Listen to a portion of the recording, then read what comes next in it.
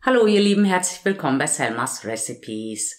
Heute will ich mich bei euch ganz herzlich bedanken und alles Gute für 2021 wünschen. Zwar hatte ich für dieses Jahr viel mehr neue Videos geplant, aber durch die Lockdowns und den Hausunterricht meines kleinen Sohnes habe ich nicht alle Pläne umsetzen können.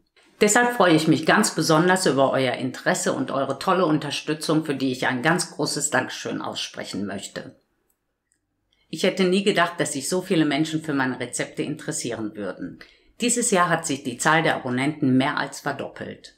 Allein im Dezember wurden meine Videos mehr als 1 Million Mal angeklickt und einige der Videos sogar mehrere 100.000 Mal angesehen.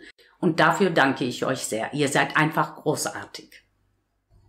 Was mir besonders viel Freude macht, ist der Austausch mit euch. Viele von euch schreiben mir Kommentare unter die Videos, Nachrichten über Instagram oder auch E-Mails und Briefe. Vielen Dank für all die Fotos von euren Kreationen, das Liken und Kommentieren meiner Videos und das Empfehlen meines Kanals an eure Verwandten, Bekannte und Freunde. Ganz besonders bedanke ich mich bei den Kollegen, die hier regelmäßig meine Videos kommentieren und mich verlinken, wenn sie meine Rezepte nachmachen und veröffentlichen. Für mich ist es immer sehr interessant zu lesen, ob euch das Rezept gefällt, ob ihr es einfach umsetzen könnt und vor allem, ob euch das Ergebnis geschmeckt hat.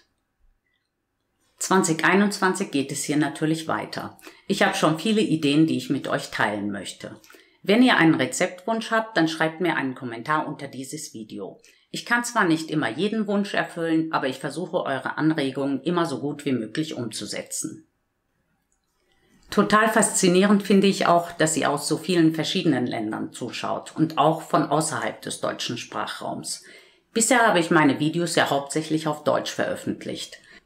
Habt ihr eigentlich Interesse an einem zweiten Kanal auf Englisch? Lasst mich das in den Kommentaren wissen. Ich wünsche euch allen alles Gute und ein gesundes und glückliches neues Jahr. Tschüss, bis zum nächsten Video.